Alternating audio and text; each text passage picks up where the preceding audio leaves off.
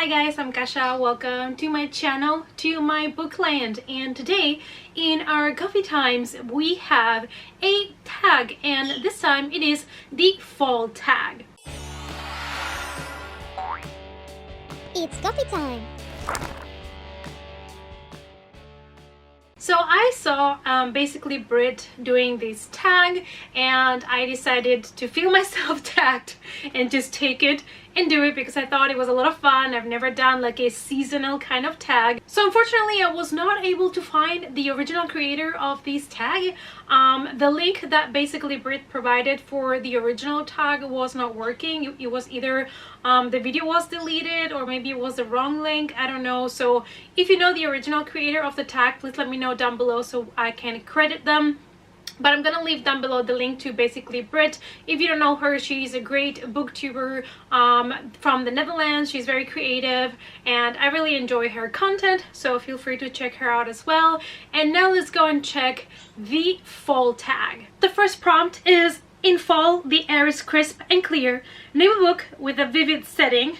And for that, I have two books that I remember when I read them, I fell right into the story. It didn't even matter if I could, you know, relate due to personal experience with the characters. So that means that the book is really good if it can pull you in, even if you don't have really things that are relating you to those characters. The first one is The Hate You Give by Angie Thomas, that portrays police violence against people of color. It is definitely not something that I can relate to from personal experience, but when I started reading Star's story, I was 100% living in that neighborhood. I was feeling with her, and I think that means it is a great book if it can pull you in like that. And we're following the story of Star. She lives in a very poor neighborhood and she goes to a high school of, you know, wealthier people, so she's kind of in between worlds. And yeah, the neighborhood where she lives starts kind of rioting because of the police violence after there is a murder of a teenage black guy. And yeah, so basically that's the main story. Absolutely loved it, and a book that if you have not read by now, you definitely should pick up. And the other one is The Diviners by Leva Bray, where we're following the story of Evie that has this kind of special power. When she touches things and she focuses enough, she can figure out things of the owner of that particular item. She gets involved in an investigation of a serial killer, and I absolutely loved it. We're in the 1900s, and it's kind of like this magical but also investigation story, which also, again, something I cannot relate or anything, but the world building in this, it's great. Like, you really feel you're there, and I absolutely recommend this to anybody that loves kind of creepy investigation stories and people with superpowers. Next we have Nature is Beautiful but Also Dying. Name a book that is beautifully written but also deals with a heavy topic like loss or grief. For this, I also decided to pick two options. I have I Stop Somewhere by T. Carter, which is going to be one of my favorite books that I've ever read and this is gonna be on my top of 2019 for sure. But disclaimer for rape, physical abuse and murder, and this book is everything that The Lovely Bones was not for me, because this is a story of a girl that is telling you her story after she has already been killed. So she's kind of telling you the story from, you know, the other world, and it is so heartbreaking but so real and so sad and absolutely stunning. Then I basically want to recommend you everything written by Nina LaCour. I have here We Are Okay, another of the books that I read this year. The other book that I read by her this year was Hold Still, and also has to deal with suicide and grief. And all of her books that I've read so far are very sad and touchy subjects, but they are hard-hitting contemporaries that are written so beautifully. Next, fall is back to school season. Share a non-fiction book that taught you something new. For this, I have You're Never Weird on the Internet by Felicia Day. I loved this book. I cannot believe I waited so long to read this book, and it just gave me so much joy and comfort to know that I'm not the only nerd kid that was out there in the 90s and hanging out with boys because I liked most of the stuff that boys liked and not so much the stuff that girls liked, and I could totally relate to her story, and I took really good life advice out of this book. So yeah, you know, it's a book about just be yourself, fight for what you love, and yeah, never stop believing in yourself, and you know, don't let anybody tell you that you are less, because you know, you are worth it. In order to keep warm, it's good to spend some time with the people we love. Name a fictional family, household, friend group that you like to be a part of. Obviously everybody here, or nearly everybody, is gonna mention Harry Potter, because who would not like to go to Hogwarts, right? But I also, you know, really enjoyed the Lunar Chronicles, so I think that that would be a kind of cool bunch of friends that I would like to hang out with. And the last book that I want to mention here is one that I want to kind of put out there because I don't hear people talking about it, and that is Beserker by Emily Laybourne. I loved it, and it had a new take on family, kids with powers, and it's kind of like a Western kids with superpowers story, and I thought that was fantastic. It brought something new to the story and I absolutely loved it. So, you know, I'm just promoting it because I don't see it enough on Booktube, and I think it deserves more love. The colorful leaves are piling up on the ground. Show us a pile of full colored spines. Let me go grab them. Alright, so here's the stack. It's super mixed and they're all books I've never read. So you can directly let me know if you read any of these and you enjoyed them.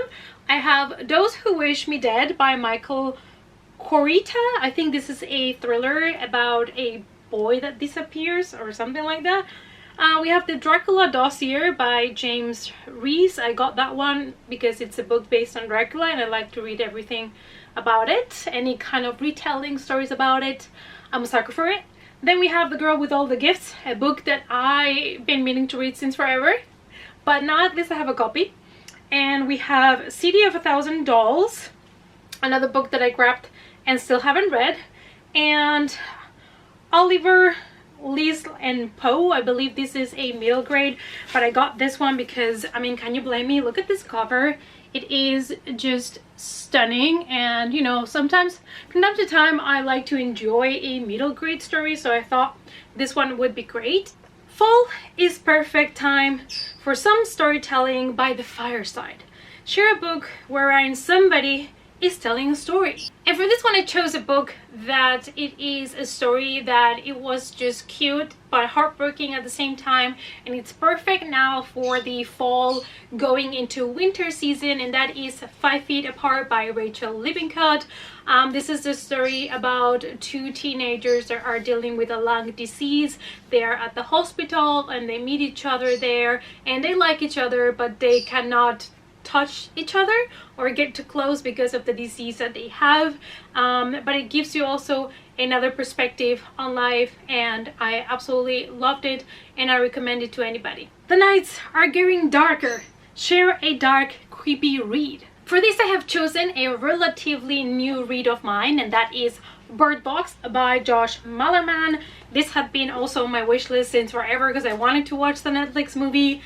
Warning, the book was way better. They changed too many things in the movie and it was not as gory or disturbing as the book was, and the book is not that long. It's under 300 pages, so I would definitely recommend it to you. It's kind of creepy. Basically we are in a post-apocalyptic, like it's kind of like the apocalypse is happening right now, okay, and people start to notice that there is something that when you see it, people go crazy and they either kill each other or just kill themselves, and people start to have to protect themselves, lock themselves home and cover the windows, and when they go outside they have to wear a blindfold so that they cannot see anything, and it is a very interesting take on the end of the world and I absolutely loved it. The days are getting colder. Name a short, heartwarming read that could warm up somebody's cold and rainy day. For this I have for you guys Heartstopper Volume 1 and 2. This is so heartwarming and so cute and so adorable, and it's very fast-paced reading. You're gonna go, you know, really fast. You're gonna fly through these things and want to reread them over and over again. And it's just so cute, and it's gonna give you all the feels, and it's perfect for a cozy time now in the fall season. Fall returns every year. Name an old favorite that you'd like to return to soon. And for this one, you know, two of my favorite books since I was a kid was Alice in Wonderland and The Never-Ending Story. And I have to say, I have not read The Never-Ending Story in so long, and I was obsessed with the movie as well back then. So I think it would be great to reread The Never-Ending Story and then rewatching the movie again. And the last one is fall is the perfect time for cozy reading nights. Share your favorite cozy reading accessoires. So things that I always have when I'm home trying to have a cozy evening is I normally try to light up a candle because it gives, you know, the mood. I always have a very comfy, nice blanket on my couch that I can snuggle with my cats in it. And of course, my coffee mugs, important. I also have like big mugs for like tea. I like to drink tea mostly in winter. In summer, not so my thing. And also house shoes. This one's excusing because they're a little bit dirty, but these are some of the examples of house shoes that I wear around the house. I like this kind of like boot house shoe because they just make me feel so cozy and comfortable. And this, you guys, was the fall tag. I really hope that you enjoyed it.